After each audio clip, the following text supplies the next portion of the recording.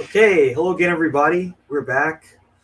Lily and I are here today, and we've somehow found ourselves at the end of the line for the TOS, crew movies. Like this is it. This is the last one. A final frontier, if you will. Yeah, we're on the TOS Final Frontier in an undiscovered country. In an undiscovered country, yeah. We're reviewing episode 6, the Undiscovered Country. This is the last TOS crew official movie. Now, we sitting here in 2022, we know that we're going to see some of these characters again in other movies, but we're not going to see this crew again. Like that's kind of it for this crew on an Enterprise movie. So it's kind of, I don't know, bittersweet. Like it's like, yeah, that's cool, but it's like, well, it sucks that this is the end. But Yeah. Oh, okay, yeah. So this movie came out in 1991, which I don't know. That's kind of interesting to me because it feels, and I mean, to be also technologically, this movie looks really nice. Yes. It does. It's kind of funny, like comparing this to like even Wrath of Khan. I mean, Wrath of Khan looks good too, but you can tell like this is starting to feel very more modern, like the space stuff. Yeah, Wrath of Khan, the ships are still kind of going like this. Yeah. Very slow. Oh, are they gonna hit? Are they gonna hit? No.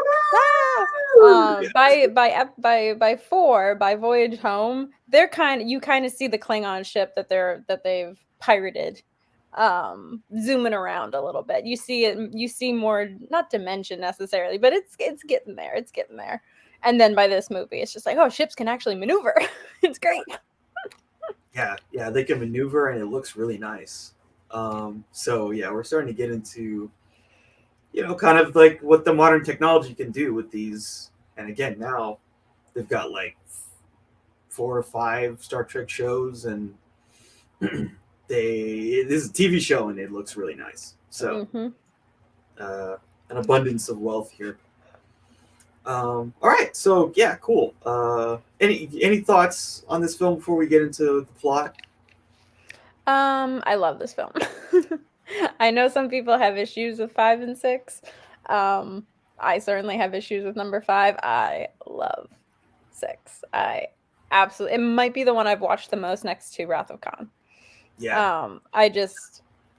It's so melodramatic, and I'm just like, I eat that Klingon melodrama like for breakfast, lunch, and dinner. I love Klingons. Yeah, these Klingons, they love some good drama. Mm-hmm. What's the line? You gotta read Shakespeare in the original Klingon. Yep. You haven't experienced Shakespeare until you read it in the original Klingon. And he's probably right. Shakespeare is probably way more dramatic in Klingon. They probably actually kill the actors in Klingon. Shakespeare. Yeah. And also Klingons just admiring Shakespeare is so badass. It's so badass. I love it. Yeah, it's very funny. It's a fun part of this movie. I mean, I definitely like this too. I'd say this is probably like of these films my second favorite other than Wrath of Khan. So I liked it. I think it's very good. It's a great send-off. Yeah. For sure. I mean, not to say that, some of these other films weren't interesting. Like, the motion picture was good on some levels. It was very Star Trek. I'll say that much. Like that movie, that ending, you're like, okay. Motion picture had a wonderful and, in my opinion, very beautiful idea. The execution. But since you've watched all of them now, you can see the departure of character from how they acted in the motion picture to where they are now in Undiscovered Country. There's camaraderie there. There's chemistry. There's communication. There's fun. They poke fun at each other. They laugh. In motion picture, they're just like wooden and like. Yeah, they're wooden. Kirk's a dick. Kirk's a dick in it, and not in like a. Not in an interesting way. Yeah, not in an interesting way. He's just a piece of shit. Yeah. He's just like, yeah, I'm going to take over the ship from you. Bye. bye, bitch. Yeah, And exactly. instead, in like you said, I think when we first talked about Wrath of Khan, instead of just going to Spock and be like, I'm an admiral, I'm taking your ship, he's like, hey, do you mind if I just come along? You know, do you mind if we just like use the Enterprise and check this shit out, basically? Instead of just being like, get the fuck out of the chair, bro. He's like, yeah, and then the guy's like protesting, is like, how dare you? He's like, well, I don't really care because I'm Kirk. I can do what I want. thanks, I hate it. Yeah. So that's it's not, yeah. And I think some of the other films kind of, I mean, again, you know, Saving the Whales, that was great. That was very fun. It was a very funny film. They got to relax a little bit, yeah. It was nice to bring Spock back. Mm-hmm. And seeing them do that ritual at the end was very cool. When they put his mind into his body. His katra. Yes, katra. Yeah, 5 was like kind of cool, but I could see how people would be like, you know, I can see how people maybe are not in favor. Cults aren't the best. But I can see where William Shatner was probably going with it, you know, like, because cults were like a huge, I mean, cults are still bad, obviously. But, you know, I think you mentioned Jim Jones, Heaven's Gate, you know, Waco was probably still very fresh for a lot of people. So I think that's what they were trying to go for, but yeah, hit and miss. Seeing them blow up God with with the Enterprise is definitely like another on-brand thing. Especially because this God was like, I mean, it was cool and funny, but it was very Wizard of Oz. Like, that ain't God. Pay no attention to the man behind the curtain. And who is, and we still don't know what that thing was. No, we have no idea. That feels like something they should go back to. I have my theories. You know? Yeah. I have some theories. But, you know, like, pretty clearly, and this is, I mean, they don't really get into that in that movie, but, like, human beings are, like, we're not, like, super intelligent enough to, like, understand how the universe works on a really deep level. Exactly. So, well, also, for a human being to meet God, I feel like your mind would explode. Like, I think it's Old Testament, if you look at God, you're gonna die. Like, if you look at God, you're gonna blow up. Even in Indiana Jones, like, he's telling Marion, don't look at the light. Like, you don't want to look at that. It's not good. Things. At least I was taught when I was in still in the church and being indoctrinated that, you know, God is so holy that human minds cannot comprehend it, which is why he comes to you as a burning bush or some other bullshit. Some other creature. Some other entity to speak to you, to speak through that entity to you, because your little puny brain is just going to go, mm-hmm, mm-hmm. So for them to be able to just have a conversation with a floating head in the clouds, and Kirk was like, Yeah, I loved how Kirk was like, wait, I have a question. What does God need with the starship? Shut the fuck up. Like, how dare you? Kirk is the kid in Sunday school class who's like, wait a second. Yeah, I have some questions. I got some questions about this shit. So, original sin. Let's talk about that. It's like, I got some questions for you, Gotti. Like, and yeah, the God thing was the nun. How dare you? Yeah, with her yardstick. Yeah. Or in my case, it would have been the corner. Go stand in the corner. Stand in the corner, yeah. Standing in the corner is not bad. It gets lonely in the corner. It does get lonely in the corner. But yeah. All right, cool. So let's get into what happens in this film. So the film starts, and we see Mr. Sulu, who's the captain of the USS Excelsior. Oh God, yes, he is. They're flying around, they're doing their thing, and he's having some tea. And there's this big ass explosion. It's like in space, like boom! And they get hit by it, and they're like, "Whoa, what the hell was that?" And so then they figure out that the Klingon moon Praxis, their energy facility just blew up. Oof.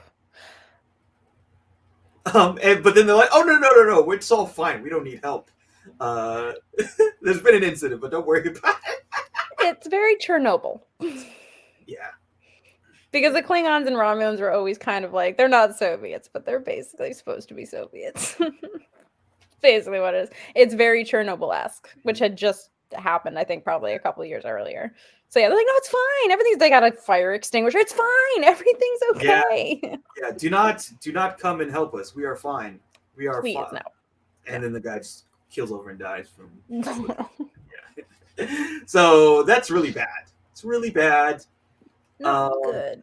So yeah, we're gonna see, basically the outcome of this incident that's going to have on Star Trek universe.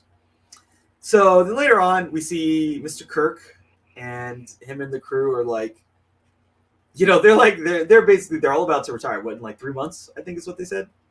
3 months to retirement. Yeah, 3 months to retirement. And they're over there talking about, like, or who was talking about, like, oh, I need to go to a seminar later. So like they're getting ready to, like, end their run here. Mm-hmm. But then they have this meeting with Starfleet, and they talk about, Spock comes and he gives this speech. He's like, okay, the Klingon Empire has 50 years of life left because of this explosion. It's totally messed up their atmosphere. And so their empire is done. And so they now want to have peace talks. Yeah, this is some serious shit. The Klingons are asking for help, which is just like, I'm such a fucking nerd right now. It's insane. I'm sorry. I'm like, I love this movie. Yeah, there's some really, we'll get into it, but there's some cool, like, people that we meet. Mm-hmm. Right, for the first time. We'll see. We'll talk about it. I won't jump ahead.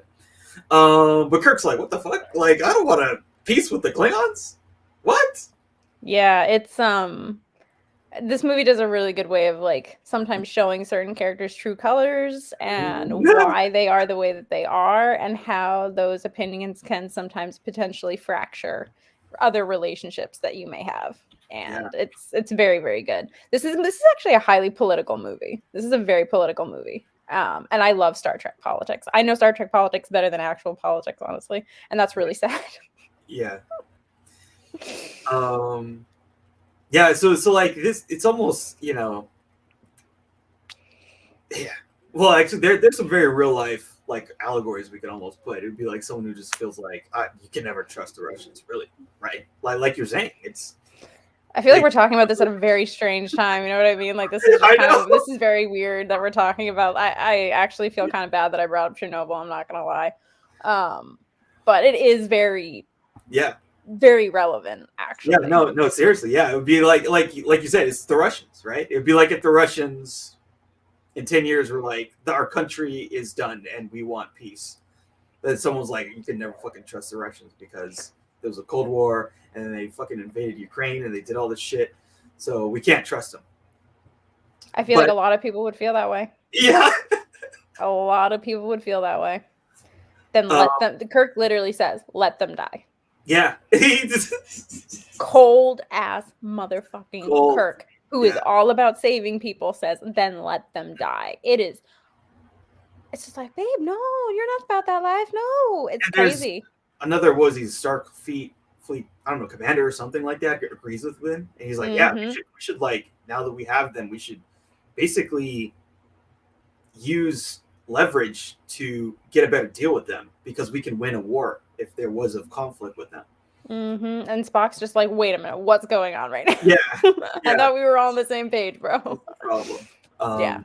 But basically they agree that, Kirk's going to do this mission to get the ambassador of the Klingons so they can go to this peace conference and make a deal.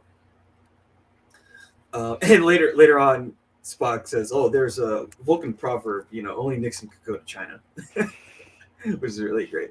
Which is basically saying, like, the person who's going to make the deal with the bad empire is going to be the person who was the most opposed to them, because they have the clout to make it seem legitimate. Like, oh yeah, I think peace is good. I hated the Klingons. They killed my son. That's kind of the idea. Yeah, and so then, we meet this new lieutenant. It was Valeris. Valeris, yeah, I think. Valeris, yeah. So Valeris, the actor will probably be familiar if you're a Sex and the City fan. She's been in a lot of. I forget there was another film I watched.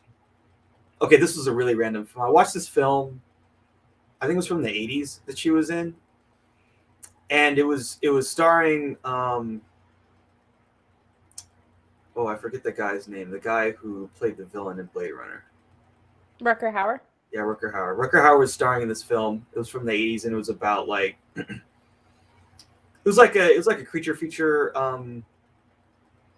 horror film. And in Britain, like it's kind of funny. In Britain, like it's set in like 2015 or something, or like 2020, I think, and like the climate change is so bad that basically everywhere there's water everywhere. So like when you go out on the street, there's like a foot of water, and he has to chase down this monster. Anyway, so she's been around, but it's interesting to see her before Sex and the City. Oh yeah, I've always loved Kim Cattrall. When my brain finally made the connection that Lieutenant Valeris and Samantha Jones are the same actor, I was just like, oh damn, I love her. I didn't always love her performance, but if you watched it a few times and you watch the movie all the way through, it makes sense. I've grown to really, really enjoy her performance in this movie, and just really cool seeing her like still new, still a little fresh, and she's been in some really good dramatic shit since then, and before and after Sex and the City, and I just think she's a really, really talented actress. Yeah, she's cool. She's good at this too. I feel like do these movies always I feel like other than the first movie, they're just like, let's find a way to create a female Vulcan character. Just put them out there. Because the ones they had on TOS were just very one-dimensional most of the time. They were a love interest. They were just a female amalgamation of Spock. They really had no, unless I'm forgetting someone besides Saavik. It's always seemed to be this trope to have a new female Vulcan get popped in there, whether she's recast or not. Thank God. Yeah. Even Saavik became not. I don't know what you would call it, but like they, again, they have this ritual that they do in number 3, her and Spock. So even she kind of became a love interest in a way. In a way, yeah. But Valeris is very different. Valeris is a little more cheeky, I would say. Yeah, she's a cheeky Vulcan. And there's always Vulcans like that. There's always Vulcans that are just kind of like pushing the envelope of logic and pushing the envelope of Vulcan culture and things like that. There was actually a bit in Lower Decks where they cut to like this Vulcan meditation ceremony, and all these students are just like, and one of them just keeps opening her eyes and she just keeps asking questions. Well, why is logic so important? And she's like, that little kid in Sunday school class asking all the pushing the envelope questions. They're like, okay, you need to get the fuck out. Like, you need to get out. Yeah. So it's not that they don't exist. It's just something. I think they had a hard time figuring out how to write a female Vulcan that didn't sound like Spock. Yes. Yeah, exactly. They just didn't like a Spock clone. But they kept trying. They kept trying. And again, they even had to recast the Saavik actor. So, but they kept. That's because Kirstie Alley's a piece of shit. But yeah. Sorry. So Kirk, they're off to do their mission. He has this great quote: "I will never trust the Klingons. I never have, and I never will, and I can never forgive them for killing my boy." And he has a picture of his son. And why would he? That's the thing. Like, why would he? He has never been given a reason to trust a Klingon, ever. So why would he? So it makes sense.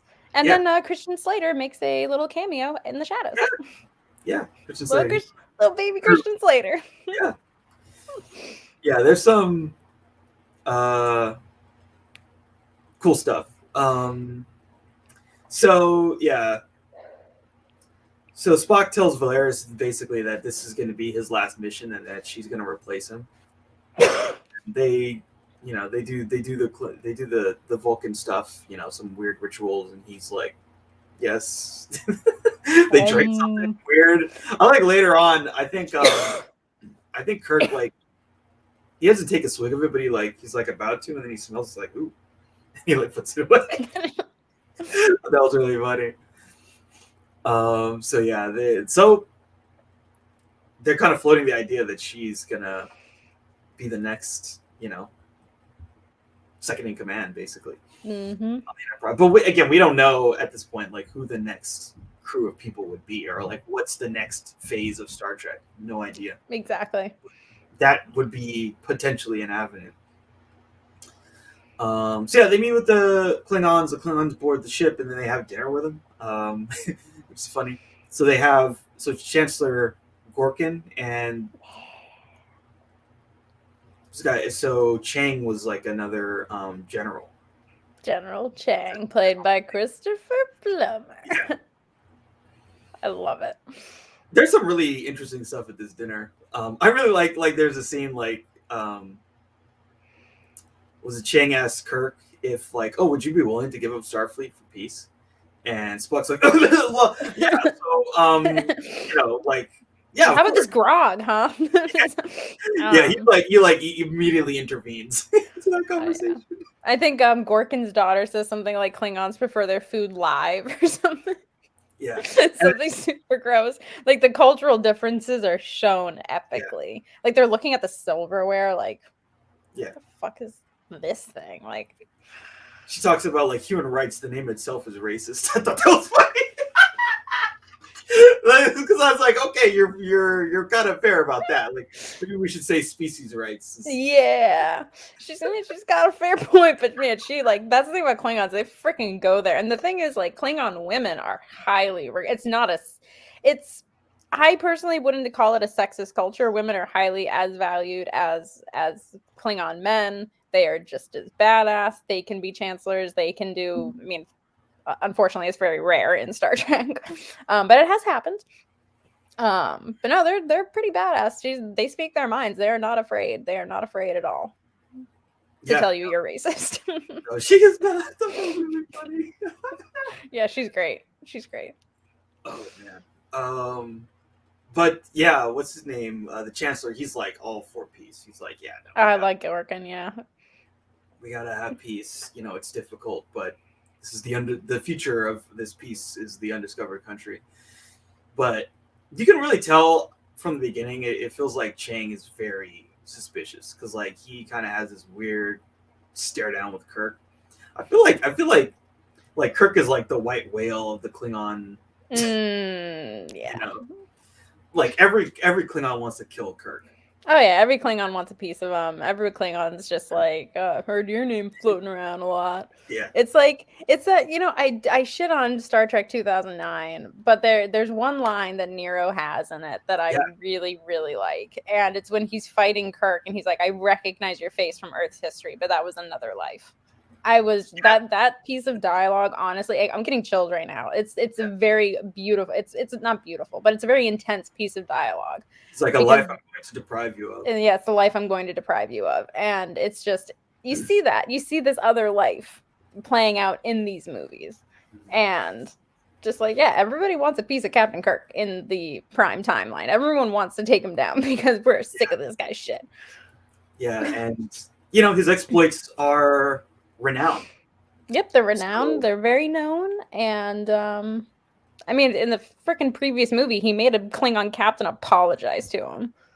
He did, yeah. And that was another, where he teamed up with a, again, this very famous ex-general, Klingon general, and that guy, even he was, they were drinking tea together. Yeah, exactly. Although, but in this, what do they drink? It's like Klingon. It's basically like a Klingon moonshine or something, right? Probably. It's a Romulan moonshine in this. Romulan ale. It is illegal, but every captain has it because it's supposed to be like the best shit ever. Well, it messes them up. Well, at least Kirk and seems like some of the other crew. Which becomes a problem because later on we see some what would you call it, like some legal troubles when it comes to practicing under the influence. Practicing medicine under the influence. Yeah, just a little bit. I think even at one point Kirk says to someone, Romulan ale should be illegal or something like that. And someone's like, it is. He like, I think he makes a note, is like we'll never have Romulan ale again for a state dinner. Chang is super suspicious. He's a little antagonistic, but that's a Klingon for you. They walk into the room and they're like, okay, who else has the biggest dick in the room? Yeah. And they're waiting for you to tell you. And Kirk, there's this one move. What is it? I think Chang says, we need breathing room. And Kirk is just like, oh, Hitler, 1941 or something like that. And then Chang is like, what the fuck did you just say? Yeah. What'd you just say, bitch? Yeah, Earth, 1942. It's like, ooh. Shit's getting. This is a highly politically charged movie, and it is chef's kiss. Yeah. So this thing's over. You know, the people, they beam back to their ship, their bird of prey, and then a whole bunch of weird stuff happens, which, you know, we expected. Okay, this isn't gonna go off without a hitch. There's too many things that can go wrong here. There's too many people that don't want this to happen. Yeah. Both Klingon and potentially, I don't know, Romulans, Starfleet, a bunch of people, right? Oh, Romulans would not want this to happen. No. They would not. Romulans are all about causing rifts and chaos. They're the saboteurs of the Star Trek universe, in my opinion. Yeah. So there's a radiation surge from inside the Enterprise. And then the Enterprise like fires on the Chancellor's ship. They shoot at it. It's like, what? And then we see some people beam aboard, you know, some Starfleet looking people beam aboard, and they just start killing people. So like they lose gravity, but these people have gravity boots, and they're just like blasting people, killing them. They shoot the Chancellor. They shoot a bunch of other people. See some weird CGI blood. Yeah, the pink, just like floating around. Yeah. I bet at the time they were like, man, this fucking looks great. Yeah, I'm sure they were. But not the best. That didn't age well. But some of the other things have aged well. Yeah, and so, but the blood is like kind of, you know, it's an important plot point because it becomes evidence. Like you could tell, like, okay, that's going to be important. That's going to be a way for them to figure out what's going on. Because, like, you know, we know it's like whoever's doing this, it's some subterfuge. Yeah, for sure. This is a off the books political assassination. This is an assassination that we're seeing. This isn't just like, ooh, firing on a Klingon ship, let's start a war. It's like, no, you're freaking assassinating the Chancellor of the Klingon Empire. That has some serious freaking implications for everything.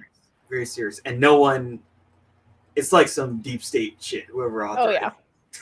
This is like some CIA Section 31 shit that's going on. Yeah, this is way off the books. And so that ends really bad. And it's like, you know, a bunch of people are dead, and they're like, how dare you fire on our ship? And, you know, again, they're like, the Klingons are already, like you said before, and I forget which one it was, but like, oh yeah, in the third movie, there's that Klingon ambassador. He's like, how dare you guys create this weapon? You're going to destroy it. Like, they're ready to just complain and be pissed off.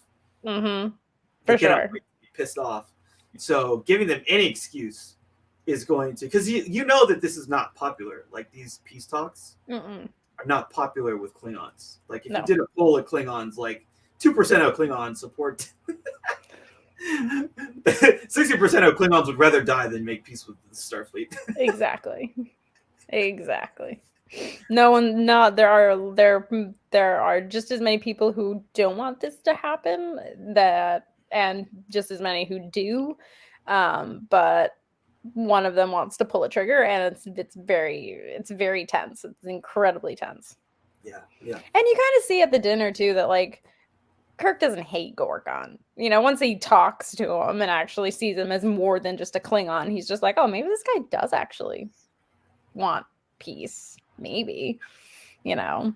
So plus Kirk, even though Kirk hates Klingons, the last thing he wants to deal with is a assassination. No. So it just makes more work for him too. That's some BS on his plate he doesn't want to have to deal with. So they're like in a panic. The bird of prey is coming at them, but they might shoot at them, but the Enterprise decides not to fire back, and so Kirk and McCoy, they board the Klingon ship. And it's really bad. A whole bunch of people are dead. A whole bunch of people are bleeding out, and they're really mad at Kirk. How dare you? Blah blah blah. And we see the Chancellor just. So McCoy tries to save the guy. The Klingon Chancellor. He's like trying to do some surgery. It's not really working. He brings the guy back after jumping on his chest and banging on him a little bit. The guy comes back for like a second, and then he dramatically says, "Don't let it end like this, Captain." And then he dies. And so Chang, reads the riot act to the two of them, and they're arrested. So that's not good. So that's your first act. That's not good at all. So Kirk and McCoy are arrested by the Klingons, and there's this meeting of the Federation president. So what race of species is this guy? I'm not entirely sure. I'm sure his species has a name, but I don't know off the top of my head. Another species of his kind was seen in Star Trek: The Voyage Home very briefly. But I think it's a great design. It's a very, very cool design. And the actor who plays the president, can't remember his name. He played Red on that 70s show. He was the dad. Yeah. He's been in so much Star Trek. He is a Star Trek alum. Like he's been in, I think, Deep Space Nine, Voyager. He was a really good character in Voyager. Actually, he had a 2-part episodes. But yeah, he's great. He's great. I love seeing him in Star Trek. But yeah, I'm not sure what his species is. I'm sure it has a name. But it's a great design. Yeah, it looks really cool. And so it's him. They're having a meeting with it's like the Romulan ambassador and that fucking guy. fucking Snake. And it was like 2 other people, and they're basically talking about what to do. And like the Federation's like, okay, we're not going to risk war. We can't help Kirk because we still want peace, and we want these peace talks to continue. So basically, we have to throw Kirk under the bus. So the Klingon, like, yeah, it's really bad. I mean, it's the equivalent of like, if someone gets caught in a country where you did, like Saudi Arabia comes to mind. It's like, yeah, you're going to stand trial in Saudi Arabia. We can either try and get you out, or we can just let you stand trial, which probably means you're going to be found guilty, and God knows what they'll do to you. Exactly. No, they can't really interfere. Again, it's very political. It's very, very political. So yeah, we see this trial, and the trial seems to be basically broadcast. They're like, oh yeah. Let's it's live streamed. Yeah, exactly. So I like how so there's this guy who's defending Kirk and McCoy. Seems very familiar. Oh yeah, I'm sure he does. It's a guy, Colonel Worf, is defending them. He's like, I guess it's like here's your attorney, Colonel Worf. He's gonna defend you. Okay, that's cool. So then this thing's going on, and Chang basically talks to McCoy. He's like, oh, so why didn't you save him? He's like, oh, I was trying. He's like, well, you saved people who were closer to death than this before. It's like, did you have anything to drink? He's like, we all did. So you were operating under, like, basically, it's like you were operating like while you were incompetent. Yeah, like you were incompetent. Yeah, yes. I love it. You were drugged, and so he's guilty because he practiced medicine while being drunk. So that's a problem, basically. Then they play the captain's log from Kirk when he says, "I never trust the Klingons, and I never will. I can never forgive them for the death of my boy." And they're like, "Ooh, that makes you awkward." Yeah, and he's like, "Did you say that?" It's like, yeah. I mean, yeah, I mean, you guys did kill my son, so. Yeah. But that doesn't mean I'm going to do an assassination. Worf tries his best, but they're guilty. Yeah, it's a kangaroo court. You know what I mean? It's not going to turn over in their favor. One of my favorite parts of the scene is actually that they don't have the universal translator with them. They have to wait for the translation to come through, which is why they're holding those little radios or whatever up to their head. And at one point, Chang is just like going and going and going. And then he just yells like, "Don't wait for the translation. Answer my question." I'm like, "Oh shit." Yeah. Don't wait for the translation. It's like, I don't speak Klingon though. Yeah. And it's really difficult for them to understand Klingon. Like they basically no one does. It seems like, right? Like they have some antiquated tomes about how to translate, but they don't actually understand it. You know, in comparison to other languages. So they have no, like, that'd be pretty scary. Like imagine being in a country where you don't know what people are saying. They're all pissed off at you. And they want your head. You know, they want your head. So I think the original verdict is death, but then they commute it to life. They commute it to life in the dilithium mines for their natural lives. What is this place called? Rura Pente. Yeah. Yep, Rura Not Pente. a fun place to be. No. Not a fun place to be at all. Yeah, I think someone says, I think Scotty says, oh, they should have just killed him. Yeah, they should have just killed him. Yeah, it was just not gonna be cool. Yeah. So Spock has become the captain of the Enterprise in the stead of Mr. Kirk being sent to the dilithium mines. And so they review the image of the attack and they're like, okay, what's going on here? Something's off. Because the data on their ship says that they fired torpedoes. But I think that they said that they all their torpedoes were accounted for. Yeah, it's really weird. Yeah, there's something off, which means that, again, there's some subterfuge. There's some kind of conspiracy is afoot, and you need to suss it out. So Spock basically postulates that the only way there could be attack is if the Klingon bird of prey could fire while it was cloaked, and that's why they saw that energy surge. And that means that someone on their ship messed with the data, and they beamed aboard. So the bird of prey shot the ship, and someone from their ship beamed aboard and then did the assassinations. Mm-hmm. So they have to find these gravity boots on their ship. And they, basically that means there's a ship that can warp and fire while cloaked, which would be like a new technology. Yeah, that'd be huge. Mm-hmm. But it makes sense if they would go all out to stop this piece, because there's a bunch of people who, like you were saying, they don't want this to happen. Yeah. They do not want this to happen. Okay, so then we see... is this the first time we've seen this dilithium mining planet? Technically, yes. Technically. It's pretty cool. I mean, this is like a fucked up place to be sent to. Yeah, it's not fun. Not only are you used for slave labor, but you're also a prisoner and have no chance of ever leaving. Yeah. And so the planet, it's basically like a ice planet. Yeah, it's like Antarctica. Yeah, the whole planet's like Antarctica. It's part of it. Like if you're on this planet, they're not even on the surface. They're in the mines underground. So if you're on the surface, like they're basically saying you're not going to last for a while. Yeah, you won't last. Yeah, you'll freeze to death. So it's almost. I think there's probably some perimeter like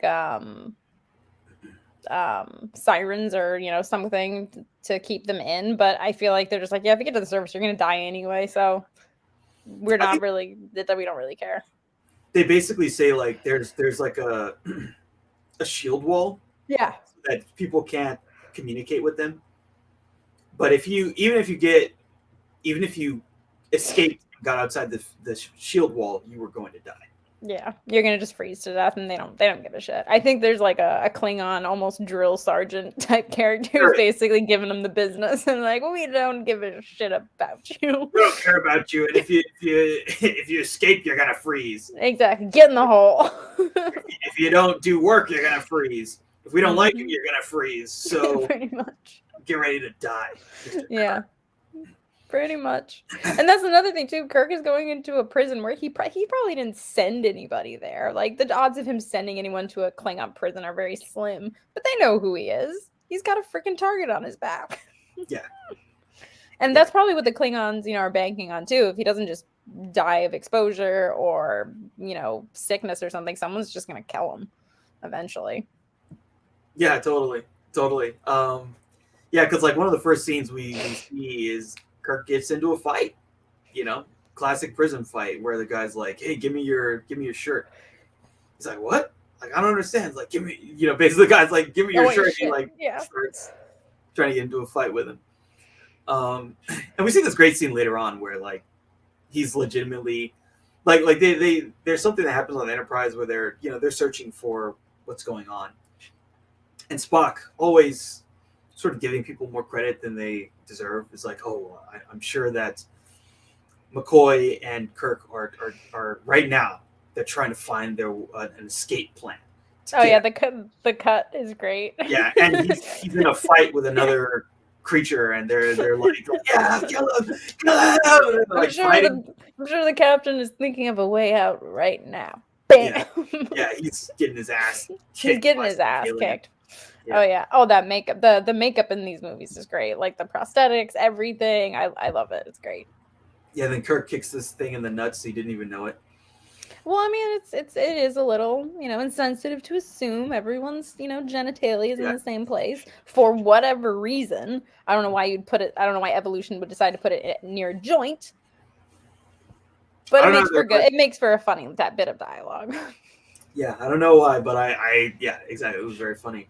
In times like this, I always look to the platypi. That is a very strange creature. Why does it exist? I don't know. How does it exist? How does the platypi exist? But then there's this guy, and I respect his culture and wherever that evolved from. Yeah. And then Kirk and McCoy, they meet this person, Iman. Yeah, Iman Martia. Mm-hmm. And they get together and decide to do an escape plan, pretty much. She's like, yeah, like, I will help you guys get out. I love Iman in this movie. She's so cool. Good.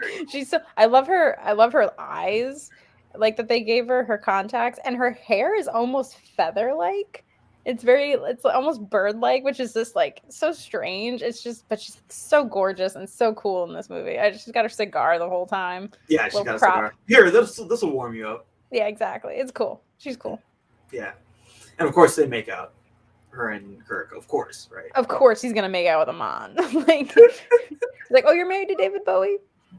Yeah, okay. Yeah. So on the Enterprise, Chekhov finds traces of blood on the beaming pad, and so Spock investigates it. It's Klingon blood. Oh, and Spock gets to basically be Sherlock Holmes in this movie. It's fucking great. I think he even quotes Sir Arthur Conan Doyle at one point. Oh yes, absolutely. When you have eliminated the impossible, whatever remains, however improbable, must be the truth. I'm like, yeah. It's Sherlock Holmes. Yeah. Mm-hmm.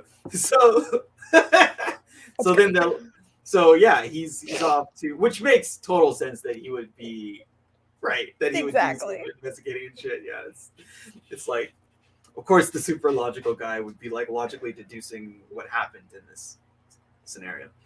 Absolutely. So then they investigate all the clothes on the Enterprise, I guess, to find, I don't know, see if there's traces of blood on someone's clothes. Find the next sort of thing. They find the boots in someone's locker, and then they're like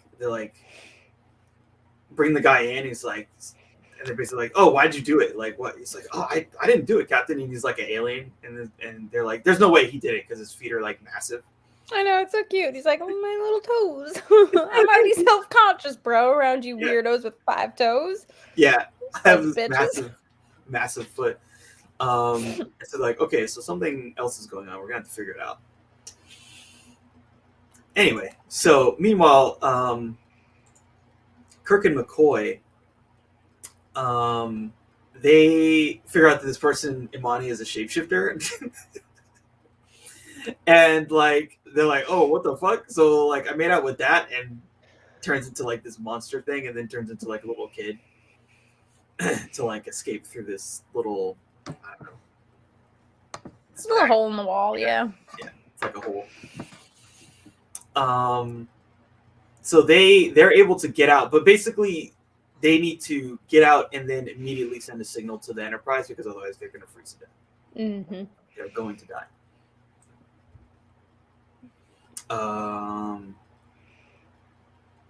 Yeah. So and then so okay. So they get out. They get beyond the shield wall. They're able to send a signal or whatever. The Enterprise is heading back to the prison planet. We were a Parthe, but then there's this really kind of funny scene where they have to like translate Klingon on the fly, but they have no idea, because like they're going to the planet and it's run by Klingons. Klingons are like, Uhura literally has a book. She has a book and is trying to translate Klingon on the fly. And it's like, hey, girl, you are awesome, because like that's one thing that they actually try to highlight in the Abrams movies, is that Uhura isn't just someone who she's not just a receptionist. She's a fucking linguist. She has to know how to speak all of these languages. And they while they utilize that a little bit, they've never truly utilized it enough, because a linguist is like, you have to have a brain to know how to speak dozens of languages. You are stinky dog. Oh my god. Oh my god. I'm sorry. So a linguist has a very difficult job on a starship, because you're not just speaking human languages, you're speaking alien languages. So they try to do that a little bit in the Abrams verse, and in this you kind of see it a little bit more. I feel like Uhura at this point probably would have already been fluent in Klingon, but that's just me. Yeah, because like she's like when we get to the Abrams verse, which is approaching faster than it is. She speaks Klingon in the second movie. Yeah. And she speaks. Does she speak Romulan, or she's able to translate Romulan in the first movie? I think she's able to translate it a little bit, but I think it's a little rough, because if they've had very little contact with Klingons, they've had even less contact with Romulans. Yeah, that one's even. So basically, at that point, they need her because she can at least sort of understand Klingon. So therefore, maybe she can understand Romulan. Maybe a little bit, yeah. Yeah. That gets her promoted in that movie. Anyway, that's well. It's rusty, but it's good. That's not what we need. We need fluency right now, Uhura. But granted, she's still in the academy, so it does make a little bit of sense. It does make sense, yeah. Okay, so yeah, and then they like tell this joke or something. Like the Klingons, they like, I forget what they say. It's like, oh yeah, you're come and eat whatever. And they start laughing, and then they're like, what do we say? What do we say? And then they're just like, okay, let's just laugh. They're like, ha ha ha ha. It's so fun. It's very awkward, because they're just like, ha ha ha ha. Okay, ha ha. Okay, we're cool, right? we good? Yeah. We good? Yeah. So they're coming to pick him up, and then we find out, oh, of course, the shapeshifter's going to betray him. And then shapeshifter takes Kirk's form, and they start fighting each other. There's some other like kind of funny stuff that happens in the scene too. This is a very Star Trek thing for a character to fight its doppelganger, essentially. This is not the first time Kirk has fought himself at all. Yeah. So they fight, and they're like, rolling around, and then the Klingon guards show up with their dogs. Like they have literal weird snow dogs creatures. And they kill the shapeshifter, and then he's like, you're gonna die now. And now I'll tell you my master plan. It was all because of, and they get beamed away. Yeah, and Kirk's like, what the hell? Could you have done it 2 seconds later? And Spock's like, you're welcome. Yeah, exactly. I could put you back and you can die of exposure if you want. Yeah. Great. Yeah. Exactly. Yeah. So aboard the ship. So they're like, so two people just died. Two random spade cadets. They just found them dead on the floor, and they didn't get zapped. Like before, we see that like there's an what is it? It's like an unauthorized phaser use. It triggers an alarm. Yeah, if you fire a phaser in the ship, it will trigger an alarm. So these people were beaten to death. So okay, That's intense. yeah, that's intense. And they're like, I guess you would kill them because you need to kill the assassins, right? Tie So up those no one loose talks. ends. Yeah, talk the loose ends. But then they have a very smart ploy to fish out the assassin.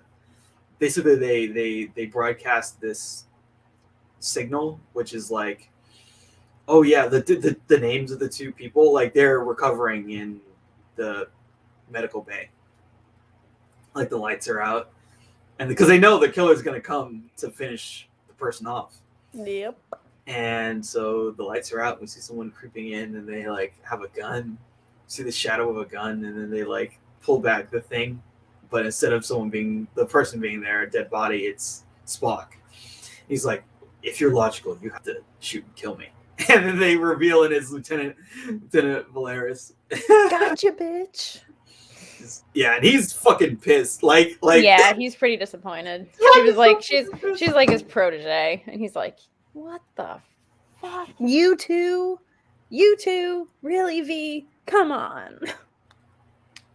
So, yeah. So now we figure out what the whole deal was. So the Starfleet crew members, and the Klingons, and the freaking Romulan ambassador conspired to do this assassination. They're in coats. I mean, and who was it? It was also the Starfleet. What was that guy? One of the. He's like an admiral. Cartwright? Yeah, he's like Admiral Cartwright, who we saw in in Voyage Home. The president's totally ignorant to everything that's going on. You got the Romulan ambassador. You got Valeris, who is basically a clandestine Vulcan, probably working for Vulcans who also don't want this unity to happen. And then you have just like regular crewmen who are recruited into all of this, who probably also are pretty racist against Klingons. So yeah, there's like a scene where like they kind of clue us in because we see the lieutenant directing those two what to do. Yeah, and they kind of say some pretty racist stuff about Klingons. Those two people who do the assassination. Yeah, and I even think she was just like, "Hey, don't shit talk." But when you look at it in hindsight, she's like, "Dude, like." Shut the fuck up. Like, you're blowing your cover. You're blowing your cover, exactly. This is why I'm going to kill you later, because you can't keep your fucking mouth shut. Yeah. And the thing is, beating them to death makes sense because Valeris has the super strength of a Vulcan. So she could literally just knock their heads together if she wanted to. Yeah. So this is a massive conspiracy. It's a coup. Well, no, not a coup. But it kind of is, though, because like it actually seems that one of the things that Admiral Cartwright would have gotten out of it, like, but we find out they're going to assassinate the president. They're going to kill him. Yeah, they're going to assassinate the president. I think they were going to assassinate Gorkin's daughter because she wasn't involved in the conspiracy. And I think in honor of her dad, she was going to be like... continuing the peace talks. I'm going to continue the peace because this is what my dad would have wanted. So they're going to try and not only assassinate the president of the Federation, but the dead chancellor's kid. It's like... yeah, pretty much the chancellor of the Klingon Empire at that time. Yep. Acting chancellor, probably, yeah. Yeah. So they would have gotten a complete regime change, and both sides would have gotten what they wanted. All sides. More conflict, more war, more death. Yeah, because the thing about Star Trek is that, like, they're always talking about how they don't use money, which is not true. The Federation doesn't use money. But when they go somewhere else, they have to use it. It's a whole thing.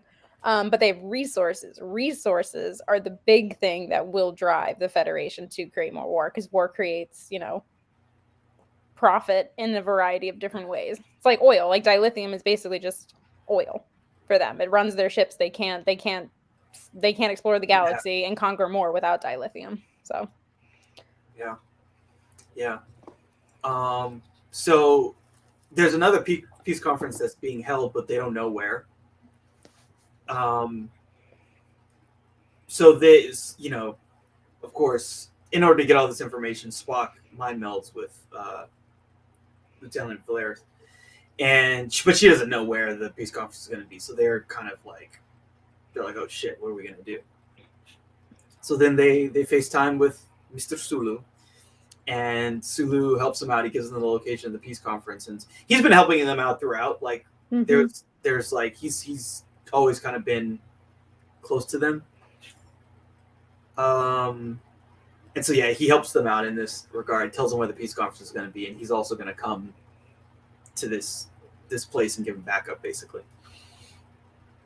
So the Enterprise arrives at the side of the peace conference, and they get they're like, okay, there's something else afoot here, and the Klingon bird of prey is there, and it starts firing on them while cloaked, and they're like, oh shit, what are we gonna do? How do we get out of this situation? And again, the whole time this dude's, what's his name, Chang is like quoting Shakespeare while he's firing on him. It's great. I love it. It's really funny. I mean, he's probably like he's thinking he's gonna get everything, because I feel like he would be the one who would be put in charge, right? Most likely, because if Gorkin's dead, his daughter's going to be the only one who's kind of speaking for peace. And if she dies, when that last hope is eliminated, people tend to fall in line with whatever the other regime wants, out of fear or whatever. He probably was just going to cull whatever Klingon houses wanted to sue for peace. He's probably just going to eliminate all of them. It's probably like a Godfather style elimination tactic, which I wouldn't put past his character or Klingons in general. But yeah. So he probably would have been like, oh, they're all dead. Maybe you should nominate me. Yeah. Or even if he's not in charge, he would be in charge of the military, which is what he'd actually want. At least the military, which like you can be like a kingmaker in that aspect, for sure. That's where the real power would be anyway, as a Klingon. The power behind the throne, for sure. Being the military leader. And he wants war. And yeah, and this is like another thing. He's like, oh yeah, and I get to kill Kirk. Like, this is amazing. Like double whammy. The greatest Klingon of all time. So they figure out, like on the Enterprise, like, oh, so the way that their technology works is they must be basically burning gas in order to power their ship while they're cloaked, so that they can fire while cloaked. And so they pretty much turn a torpedo into like a gas-seeking missile. They like use some technology that they had to do that.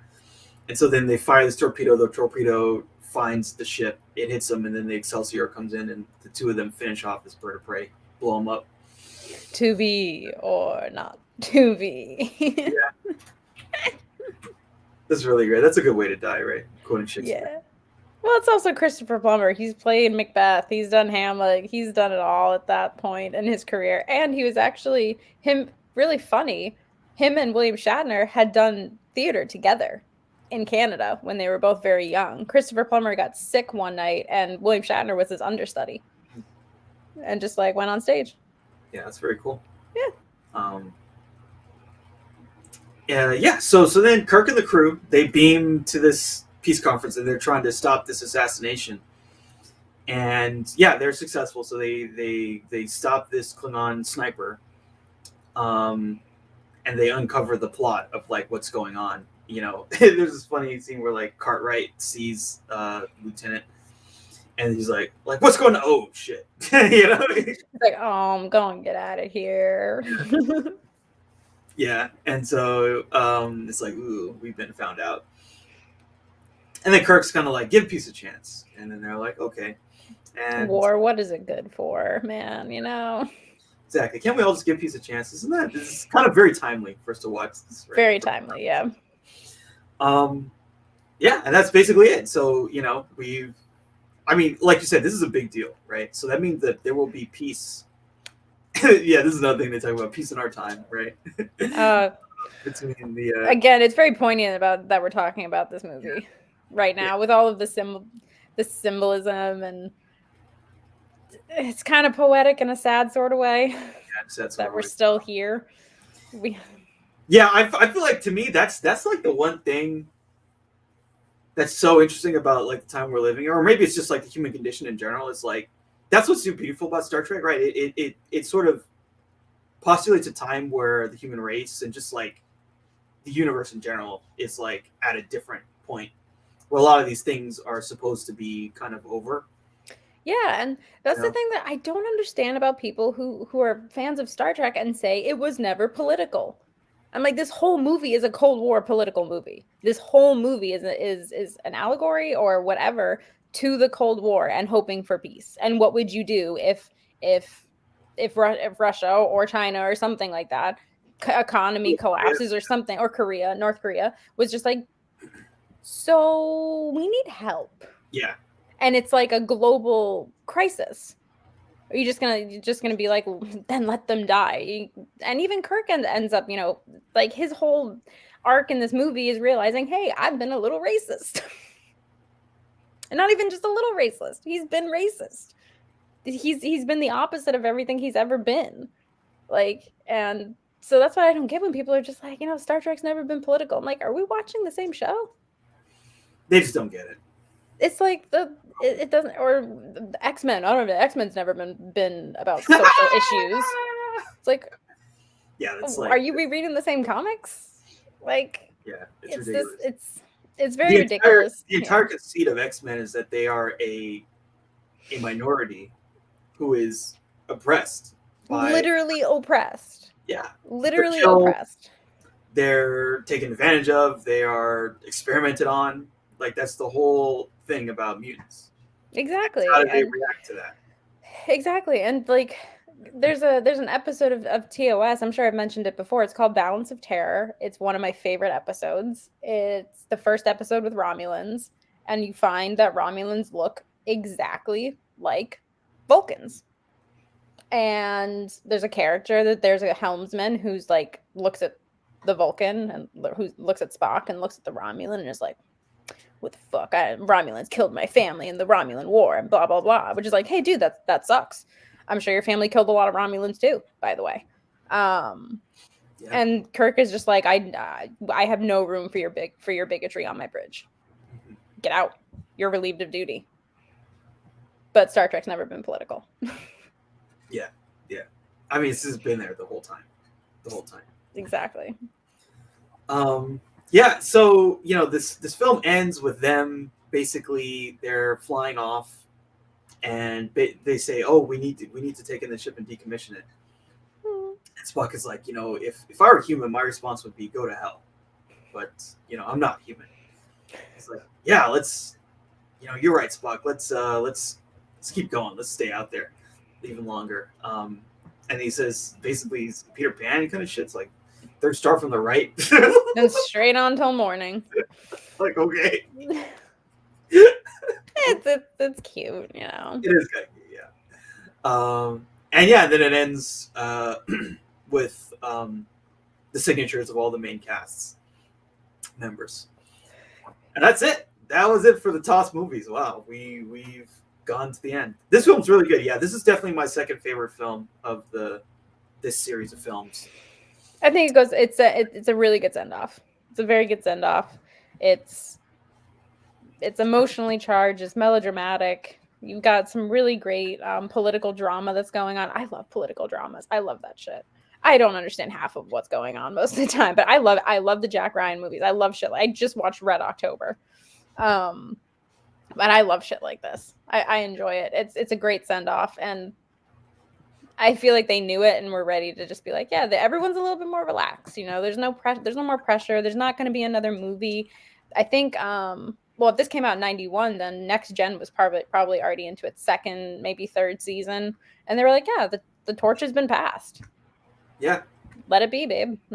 You did it. You did a great job. And it's time for literally the next generation to take over from there. And it's really great. It's not the last time you see Kirk, but it's the last time you see it's the last time you see them all together, and it's very bittersweet. Yeah, it is. So yeah, that's the end of line here. Any last thoughts? Any parting thoughts for people out there? give peace a chance. I think that's give peace a chance. Give peace a chance. You know, I saw this really beautiful picture. It made me cry a little bit, of this guy who had a sign and it said, "I'm Russian and I'm sorry."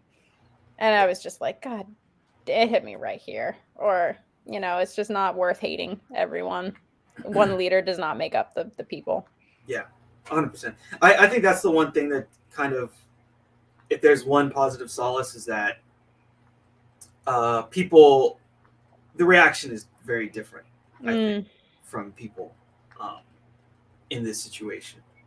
Now, people are like, before, 80 years ago, people were like, war, yeah, like let's do it, let's occupy and let's have this rah-rah. But now it seems like people are like, war is not a thing we want to ever accept. And that's good. That's good that, at least in that sense, there's progress. There's this sort of collective idea that war is unacceptable, especially like it's some type of a land war where you have tanks and shit on the ground.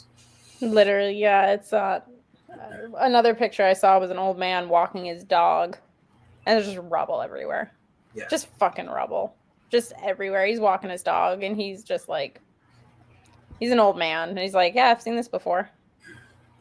Been here, done that.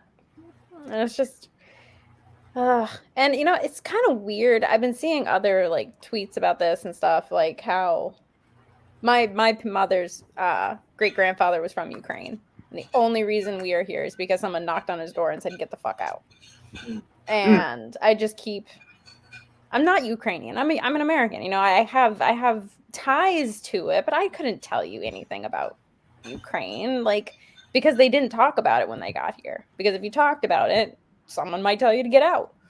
You know what I mean? So it's just like I'm having some feelings, and it's not me personally, but it's just kind of like I'm thinking about why I'm here, I guess. And it's just kind of sad. People, all the traffic jams of people just trying to leave, and it's just like history just keeps and all the people outside St. Petersburg and all of this, like the protesters getting arrested. Yeah. People in Russia protesting for it.